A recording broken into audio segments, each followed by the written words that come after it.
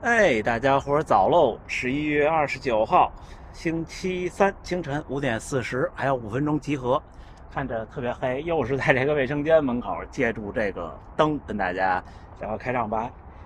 今天起来收个新闻的邮件，雅培的世界马拉松大满贯有新一步的进展了，第7场，说的是悉尼通过了第一阶段的审查，如果他在明年通过第二阶段，那么2025年就顺利变成了第7场。成都现在是在第一阶段的审查中，如果通过了，那明年是第二轮的审查，那就有可能是后年才有可能变成大满贯赛事。开普敦是第一阶段的审查没通过，但是呢说了一句客气话，说进步的还是很明显，所以应该就是这样了，并且他说原有的6星会保留，之后第7颗星或者第8颗星都是会有新的形式。也就是说呢，可能如果您比方说没有跑伦敦，而是跑了悉尼或者未来的成都，那可能还是拿不到现在那个6星，就现在那6星应该是保留的。目前就是这么个消息。我怎么看这事儿呢？就是理智点说，我觉得应该是第7个悉尼的可能性最大，然后是成都。当然要排除那天小伙伴说的他的参赛人数的问题，就是赛事规模的问题，这个他如果能达到的话，所以到时候安排吧就不用很着急了，是吧？今天的课表是3公里、2公里、1公里。3公里基本要用10公里比赛的配速，稍微快一点。2公里呢，大概是5公里比赛的配速。最后1公里看身体情况随意发挥。我今天第3个训练日，这个月到现在跑了530多公里了，刚才热身了5.4公里，比较疲劳。今天第一个3公里要跟，然后之后再说。一定不能受伤，就是冬训是这样，一定不能受伤，因为冬天本来好的就慢，受伤以后影响节奏。我努力好吗？现在天特别黑，你们看，因为公园里就是这种普通的灯，所以呢，一会儿呢我们拍个开头，然后之后等天亮了再说，好吗？那我们一会儿见，加油干，加油干！慢跑的小伙伴们出发了，因为最近频繁的有比赛，太黑了，太黑了，我估计你们看不见。然后第一组4分以外的，然后老哥和前景先生是4分的。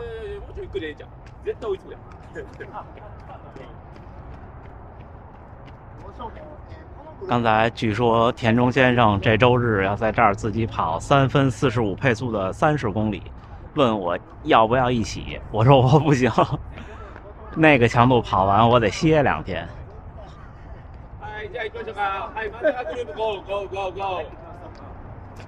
好，我们最后一组。2分3分54，这怎么办？我觉得还有什么意思？我要说的。今天还是手表设的课表，这一会儿跟大家聊我一般怎么配课表的配速范围。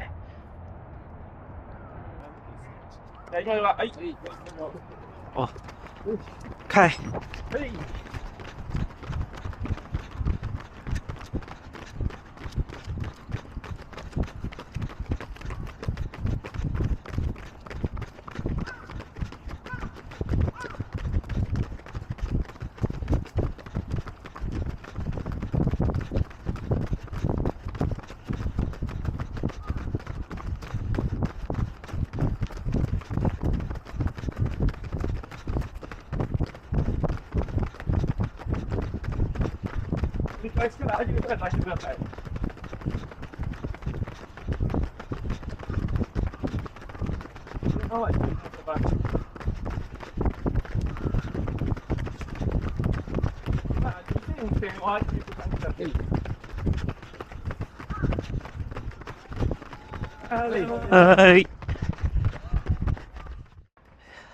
2公里这一组已经跑完了，这一组第一个1公里3分22，第二个1公里好像是3分24，也可能是3分27，我没记住。借着贩卖机的灯光，好累啊！今天田中先生穿了一双新的阿尔法 Fly， 跑得特别快。刚才第一个3公里最后的几百米差不多是3分17的配速跑下来的。还有最后一个1公里，天还是特黑，你们看，微微的有一点日出，有一点红光。最后1公里我打算拍下来，但是抱歉大家，只能看比较黑，然后光线不好的画面了，因为它一黑，清晰度也会下降。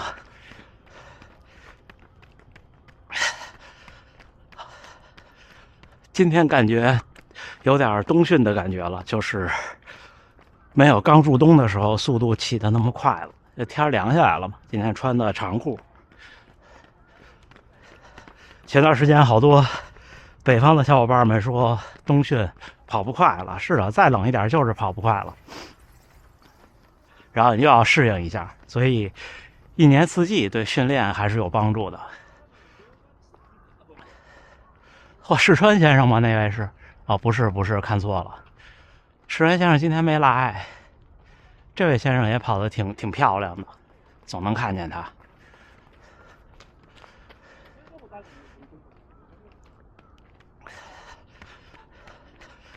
今天我跟本田先生穿的都是这件无袖。哦，要开始了，组间休息3分钟。最后一个1公里。じゃあラスト1000いきましょうか。姉ちゃんいける？2、1、ラスト10。おい。走。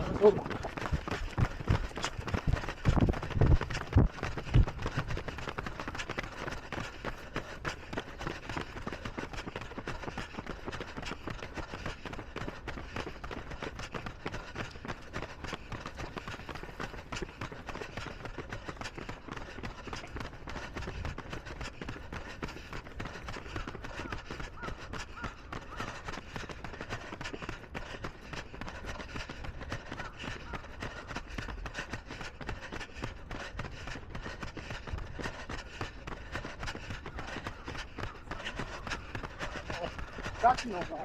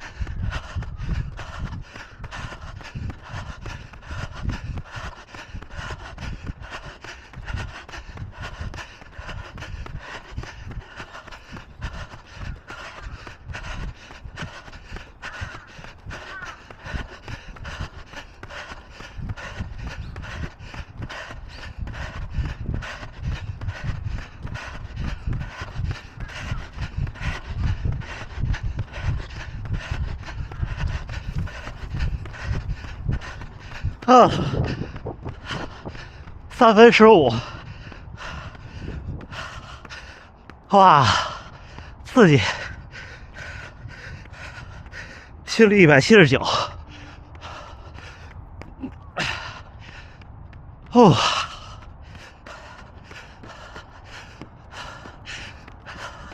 你们看田中先生步幅比我大好多，第一组前2公里多，我一直跟在他很近，就是步频跟不上，因为我太快了，步频老怕踩着人家。看一圈回来，烘焙店、星巴克都开灯了。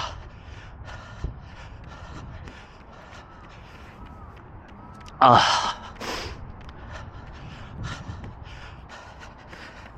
慢跑2圈，今天热身了5.4，现在跑完应该是6.6，现在一会儿再跑4公里或者6公里回家。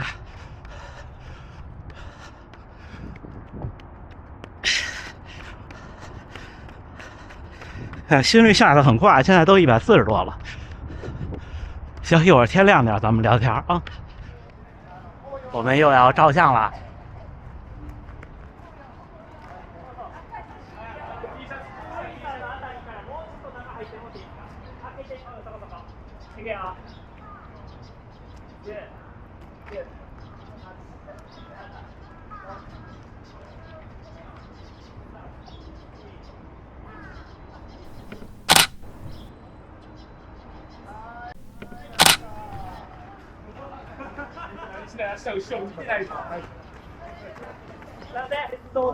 又到了发伴手礼的环节，出去玩的、参赛的小伙伴们。啊，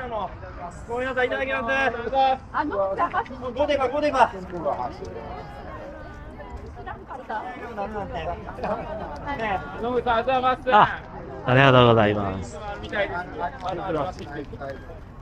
啊，金茶。哈哈哈！哦，ありがとうございます。ありがとう。movie， 哈哈哈哈。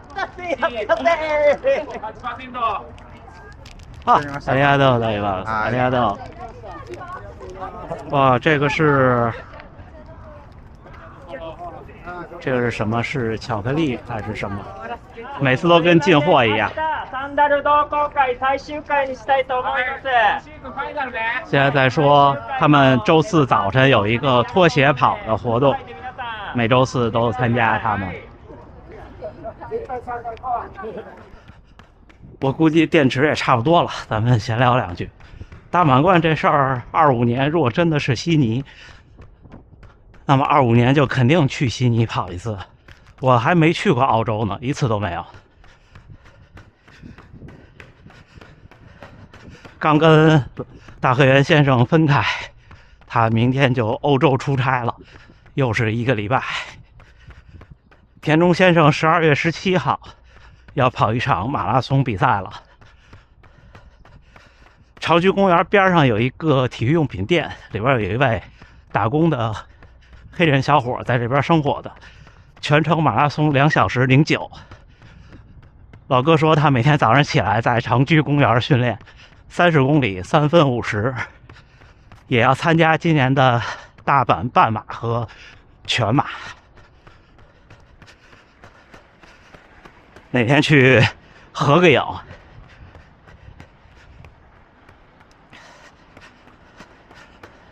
像今天这种强度的训练，我也看评论区有小伙伴在聊说怎么定配速和间歇。配速就是第一个3公里上来不要太快。大家知道我的成绩和能力，我就按我自己说。上来的话呢，按照3分40到3分30之间起跑，之后慢慢加到3分30。最后的几百米呢，可以冲到3分25，也就是几乎冲到您下一个2公里的目标配速。然后这个2公里就可以放开一点了，几乎就是5公里比赛的全力以赴的感觉。我是大概跑到了平均3分24。2公里这个就不要保守了，就上来就冲。你可能第2公里会比第1公里慢几秒，没关系。它就是练你的中距离的间歇的冲刺能力和速度能力，它并不是一个练节奏的能力。然后最后一个1公里就全力以赴，上来就全力以赴。你要看看您能全力以赴到什么程度。我最后一个1公里上来冲进了3分10，但是你后边肯定不可能一直在3分10以内。最后我的平均是3分15。最后一个1公里是个什么感觉呢？就是上来冲之后呢，会稍微的掉一点，然后你要调整呼吸、调整节奏、调整状态，然后能冲了呢就再冲2步，就你只要觉得还有余力就加速。然后又不行了，只要觉得还有余力再就加速。大家可以看我的最后1公里，我全程录下来了嘛，对吧？刚才可以看配速的变化。然后到最后，可能你就加不了速了，直到最后冲刺之前，可能再拼一下。但是最后冲刺的那个拼，有可能你的速度加不了那么快，但是你只要拼了就可以了。至于间隔呢？第一个3公里回来，我们间隔了将近4分钟，因为不是一起回来的嘛。之后第2公里回来之后，休息了3分钟。第一个4分钟，说实话会稍微长一些。如果您是训练有素的小伙伴，就是您大概到3小时左右的马拉松成绩的话，3公里包括3公里以内的距离的间歇，休息最多是3分或者3分半。低于2.4公里的间歇就休2分钟，或者您觉得2分钟不行，就休息到2分半，不能休息到那种完全已经没事的状态。我就是在这儿摔的，就这下坡到这儿，然后这路面变得涩了，然后正好我向左回头看有没有车出来，脚就卡在地下了，就摔出去了。大概就是这么个节奏来练。这种训练在冬训的时候，我觉得要比1公里或者是更短的间歇更有用，因为间歇太短了，对您的全程马拉松的能力的提升帮助没有那么大。它会提高您的速度能力，但是呢又少了一些强度。到冬天以后，我建议大家把间歇变成1.6公里或者是1.2公里以上。